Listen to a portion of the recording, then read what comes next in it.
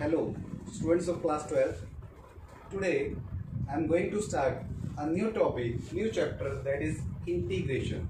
A very important topic of class 12, not even class 12. Calculus जो हम पहले start कर चुके हैं, continuity and differentiability, then application of derivative. Now integration बहुत important topic है. स्टार्ट करते हैं इंटीग्रेशन को. अब इंटीग्रेशन क्या है? Integration means anti-derivative. You all are very well aware about the term derivative. Derivative पढ़ते हुए हम आ रहे हैं. एक्चुअली डेरिवेटिव और इंटीग्रेशन एक दूसरे के इनवर्स फंक्शन है. इनवर्स फंक्शन मीन्स जिस फंक्शन का डेरिवेटिव करके जो एक न्यू फंक्शन पहुंचा, जहां तक मैं पहुंचा, उसको दोबारा इंटीग्रेट करूंगा मैं, तो मैं वहीं पहुंच जाऊंगा जहां से मैं चला था. तो जो फॉर्मूलेस थे डेरिवेटिव के टाइम आपको लर्न करवाए थे, एंटी डेरिवेटिव में हम उससे वापस वहीं पहुंच जाते हैं. क्या मतलब हुआ कहने का कि अगर आपको ये सिखाया गया था कि साइन एक्स का डेरिवेटिव कॉस एक्स होता है, तो अब आपको ये बताया जाएगा कि कॉस एक्स का इंटीग्रेशन, अब this is sine of integration, और जिसके रिस्पेक्ट में करते हैं डी एक्स में यहाँ लिख देता हूँ. यहाँ पे डिवाइड था, या साथ में प्रोडक्ट की फॉर्म में होता है. प्रोडक्ट नहीं है बिकॉज यहाँ भी फ्रैक्शन नहीं था. D by d x is not a fraction, is derivative of sine x with respect to x. Integrate कर रहे हैं, हमारे पास यही सेम फंक्शन है, तो डी एक्स हमने यहाँ लिखा क्योंकि एक्स के फॉर्म में फंक्शन था. तो answer will B sine x, sure should be sine x. The integration of cos x should be sine x. Now why should be sine x? Sine x plus 5 अगर होता instead of sine x, उस case में भी answer cos x होता. Sine x plus 3 भी होता, in that case also answer will B cos x. तो मुझे नहीं पता कि भाई ये जो कॉस एक्स का इंटीग्रेशन है वो साइन एक्स लिखूँ, साइन एक्स प्लस 5 लिखूँ, या साइन एक्स प्लस 3 लिखूँ. तो मैं क्या करता हूँ, इन जनरल प्लस सी लिख देता हूँ.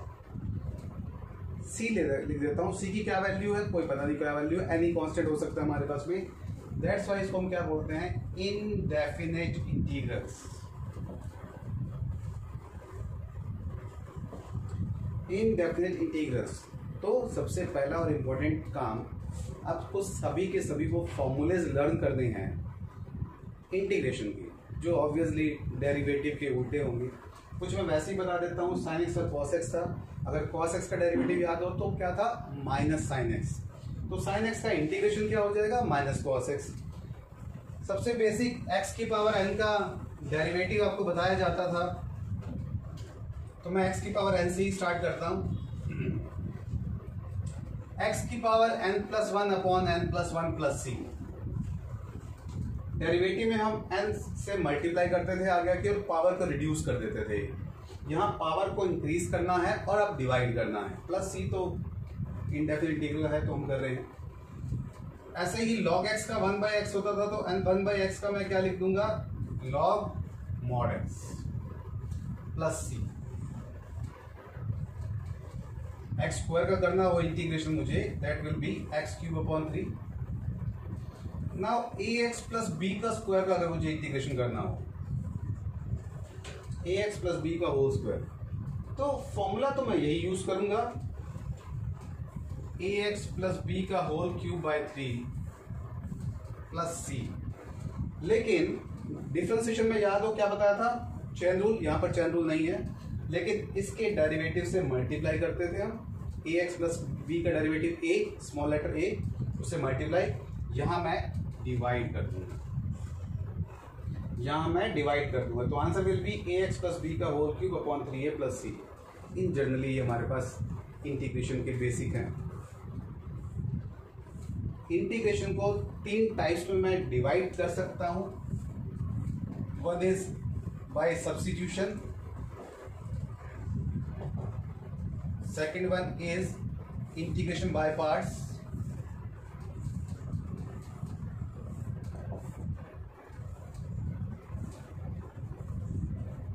and third one is partial fraction.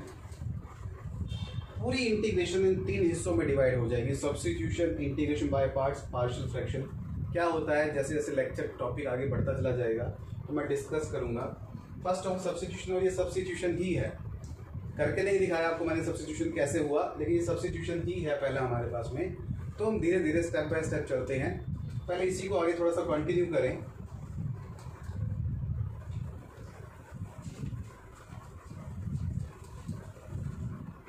आगे चलने से पहले कुछ बेसिक से फंक्शन की जो पावर थी डेरिवेटिव में हम सॉल्व कर लेते थे। कहने का मतलब था हमारे पास में कि अगर साइन स्क्वायर एक्स का डेरिवेटिव मैं आपसे पूछूं, आप बहुत आसानी से कर सकते थे कि आप पहले पावर का सॉल्व करेंगे, 2 को आगे ले आएंगे, 2 साइन एक्स, साइन एक्स का डेरिवेटिव कॉस एक्स होता है तो 2 साइन एक्स कॉस एक्स हमारे पास आंसर हो गया, या साइन 2x आंसर हो गया हमारे पास। इंटीग्रेशन में मैं ऐसा नहीं करूंगा कि साइन क्यूब एक्स बाय 3 कर दिया इसको, फिर साइन एक्स के डेरिवेटिव से डिवाइड कर दिया या कुछ और किया, ऐसा कोई रूल नहीं है। मतलब पावर का भी मैं फिलहाल आपको मना कर रहा हूँ कि पावर का इंटीग्रेशन डायरेक्ट नहीं होता। तो क्या करेंगे हम पावर के इंटीग्रेशन के लिए, हम सबसे पहले तो ट्राई ये कर रहे हैं, कोशिश ये कर रहे हैं कि पावर को रिमूव करें, लीनियर में लेकर आए। लीनियर मतलब इसकी पावर 1 है उसमें लेकर आए। तो कुछ कन्वर्जन्स है 11th क्लास के ट्रिग्नोमेट्री के ही, कि मुझे इसको अगर इंटीग्रेट करना है तो साइन स्क्वायर एक्स को 1 माइनस कॉस 2x अपॉन 2 कर दूं, मैं चेंज कर दूं। Sine square x 1 minus cos 2x by 2 क्या हुआ, पावर रिमूव हो गई हमारे पास। अब इसका इंटीग्रेशन ये 1/2 तो बाहर हो जाएगा, 1 कांस्टेंट था, 1 का इंटीग्रेशन, तो 1 किसका डेरिवेटिव था, 1 x का डेरिवेटिव था, तो 1 का इंटीग्रेशन x हो जाएगा, cos 2x का sin 2x, और जैसे अभी बताया था 2x के डेरिवेटिव से डिवाइड करेंगे, ये इंटीग्रेशन का साइन नहीं आएगा, प्लस c, तो ये मेरे पास आंसर है। ब्रैकेट लगाया मैंने, ये 1/2 तो ये बाहर कॉमन ले लिया, 1 का इंटीग्रेशन x, cos 2x का sin 2x by 2, minus sign लगा रहेगा, प्लस c, तो ये इसका आंसर हो गया। तो मैंने क्या किया, साइन स्क्वायर को चेंज किया।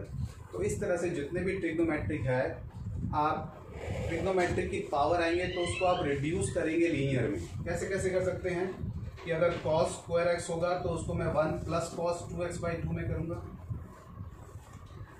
tan स्क्वायर एक्स होगा तो उसको मैं sec स्क्वायर एक्स माइनस 1 में करूंगा। तो आप कहेंगे ये तो पावर रिड्यूस नहीं हुई, पावर तो 2 ही रही। मैंने ऐसा इसलिए किया क्योंकि sec स्क्वायर का इंटीग्रेशन मुझे डायरेक्ट आता है। क्यों आता है, क्योंकि डेरिवेटिव में याद करो sec स्क्वायर एक्स किसका डेरिवेटिव था, tan x का। tan x का डेरिवेटिव sec स्क्वायर था, तो इसका इंटीग्रेशन अगर मुझे करना होगा तो मैं क्या लिख दूंगा, tan x minus x plus c. तो बेसिकली मैं कन्वर्ट किस में कर रहा हूं, मैं उस फॉर्म में कन्वर्ट कर रहा हूं जिसके जो मुझे पता हो भाई ये फंक्शन किसका डेरिवेटिव बनकर आया था, तो मैं उसको इंटीग्रेट कर दूंगा तो मेरे पास ये आंसर हो जाएगा।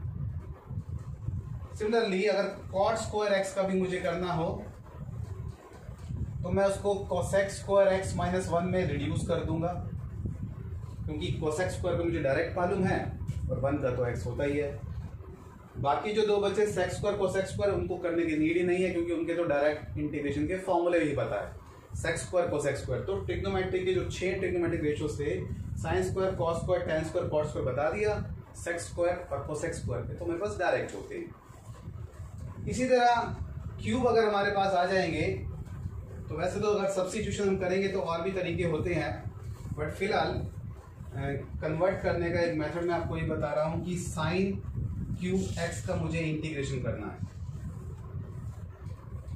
तो ट्रिग्नोमेट्रिक फॉर्मूले, साइन 3x का फॉर्मूला पढ़ा था, 3 sine x minus 4 sine cube x. अब इसमें से साइन क्यूब एक्स की मैं वैल्यू को फाइंड कर लेता हूं, 3 sine x minus sine 3x upon 4।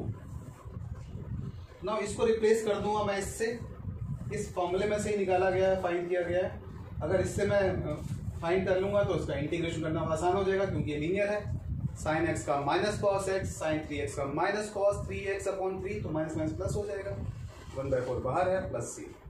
तो इस तरह से हमने ट्रिग्नोमेट्री के ये जो इक्वेशंस स्क्वायर या क्यूब वाले क्वेश्चन थे हमने ऐसे किए। अभी प्रोडक्ट रूल नाम की कोई चीज़ नहीं है हमारे पास में, मतलब ऐसा नहीं है कि sine x into cos x है तो मैं उसमें कोई प्रोडक्ट रूल लगा दूं जैसे हमने डेरिवेटिव में सीखा था। होता है, उसको हम बाय पार्ट्स बोलते हैं, आगे जाके बताऊंगा क्या होता है, बट फिलहाल कोई प्रोडक्ट रूल नहीं है। नाउ वर्ड मैंने कहा सब्स्टिट्यूशन। सब्स्टिट्यूशन का क्या मतलब होता है, यही क्वेश्चन है इस क्वेश्चन की हेल्प से ही बताता हूं मैं आपको। एक तो ये तरीका था, मैंने इसको sine square x into sine x में स्प्लिट कर दिया और इस साइन स्क्वायर को 1 माइनस कॉस स्क्वायर एक्स लिखा। नाउ सब्स्टिट्यूशन का एक मेथड क्या है मेरे पास कि मैं किसी एक वैल्यू को, एक फंक्शन को, इसमें से टर्म को एक सब्स्टिट्यूट कर रहा हूं कुछ भी से टी। मैं जिसको भी टी पुट कर रहा हूं उसका डेरिवेटिव उसी फंक्शन में कहीं होना चाहिए। इस केस में अगर मैं कॉस को टी पुट कर रहा हूं तो साइन बीच में है, तो मैं उसको सब्स्टिट्यूट करके रिड्यूस कर सकता हूं। क्या मतलब हुआ कहने का कि अगर cos x को मैंने t लिया, अब मैं डेरिवेटिव पे आ रहा हूं। cos x का डेरिवेटिव क्या होगा? माइनस साइन x, और t का डेरिवेटिव क्या होगा? dt बाई डी एक्स, क्योंकि विद रिस्पेक्ट टू मैं x डिफरेंशिएट कर रहा हूं। अगर इस टर्म को मैं यहां ले जाता हूं, dx को मैं यहां ले जाता हूं, तो साइन x dx की वैल्यू माइनस dt हो जाएगी। साइन x dx की वैल्यू माइनस dt। तो मुझे सब्स्टिट्यूट करते वक्त यही ध्यान रखना है कि जिसको भी मैं t पुट कर रहा हूं डेरिवेटिव के साथ और dx के, इनफैक्ट dx के साथ में, वो t की फॉर्म में हो जाए। अगर मैंने t पुट किया तो dt आ जाए या t आ जाए, मीन्स फंक्शन रिड्यूस होके सिंगल वेरिएबल में ही रहना चाहिए। और डेरिवेटिव का मैं खास ध्यान रखूंगा कि सब्स्टिट्यूशन के बाद डेरिवेटिव भी साथ में आना चाहिए। तो ये क्या बन गया? 1 माइनस टी स्क्वायर, और इस पूरे की वैल्यू माइनस dt थी तो माइनस मैंने बाहर लिख दिया। माइनस बाहर लिखा तो अब तो बहुत सिंपल हो गया, क्योंकि t है तो t के रिस्पेक्ट में 1 का इंटीग्रेशन t होगा और t का टी स्क्वायर का t क्यूब अपॉन 3 होगा। टी स्क्वायर का t क्यूब अपॉन 3, क्योंकि विद रिस्पेक्ट टू t कर रहे थे तो 1 का x नहीं हुआ, t हुआ। t की वैल्यू मैं दोबारा पुट कर दूंगा, that is minus cos x plus cos cube x upon 3 plus c। ये इसका आंसर हुआ साइन क्यूब का with the help of substitution. अभी एक और बताया आपको ax प्लस बी का स्क्वायर क्या होगा, जो डायरेक्ट बताया था, उसको भी इसी से करके देखते हैं, सो दैट ये जो सब्स्टिट्यूशन है थोड़ा सा और क्लियर हो जाए आपको।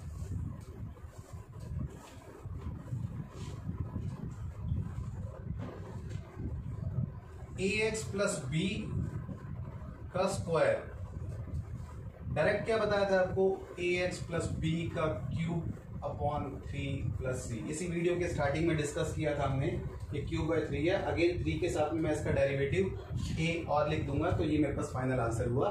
ये a कहाँ से आया था? जैसे हम डेरिवेटिव में ax प्लस बी के डेरिवेटिव से मल्टीप्लाई करते थे, यहाँ डिवाइड करते थे। नाउ सब्स्टिट्यूशन में क्या किया? ax प्लस बी को ही मैंने t अज्यूम कर लिया। ये मेथड नहीं कर रहा मैं, इसको एक मिनट के लिए होल्ड कर लेते हैं। आंसर पता है, बस आंसर लिख दिया।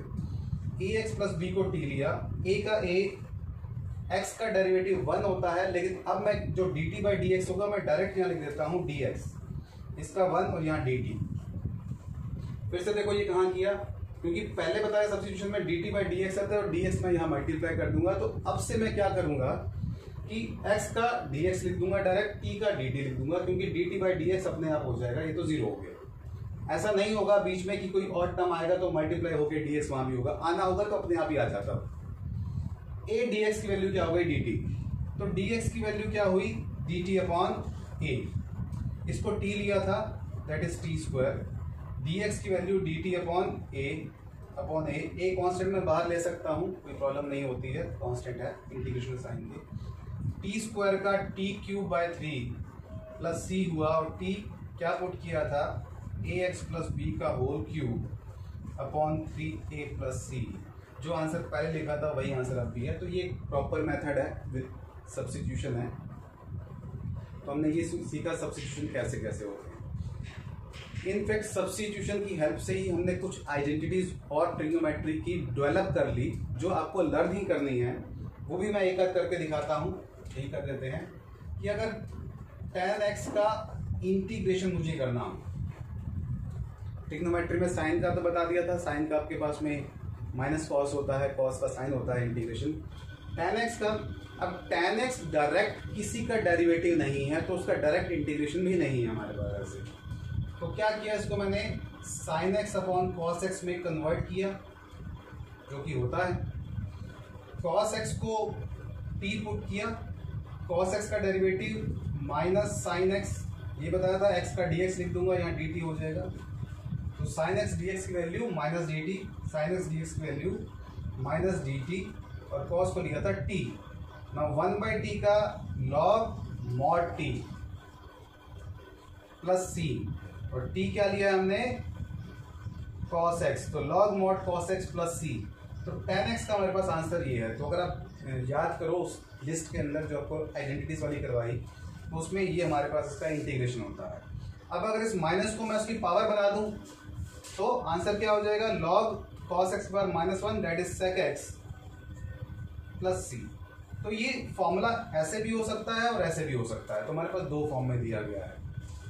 तो इस तरह से हमने क्या सीखा कि इंटीग्रेशन क्या था, इंटीग्रेशन में कितने मेथड थे, सब्स्टिट्यूशन, इंटीग्रेशन बाय पार्ट्स और पार्शियल फ्रैक्शन। सब्स्टिट्यूशन का थोड़ा सा कराया है, करने के लिए बहुत कुछ होता है, बताने के लिए बहुत कम है। इसमें कॉन्सेप्ट वाइज तो इतने डाउट्स नहीं आते आपके, लेकिन हाँ क्वेश्चन वाइज बहुत आते हैं कि बहुत टाइप के क्वेश्चंस हैं हमारे पास में, हर टाइप को हम 1 बाय 1 सॉल्व करने की कोशिश करेंगे। आज के लेक्चर में बस इतना ही मैं आपको बता रहा हूँ, और मैं इस लेक्चर को यहीं पे एंड कर रहा हूँ। इंटीग्रेशन के लेक्चर को रिमेनिंग पार्ट मैं नेक्स्ट क्लास में आपको बताऊँगा।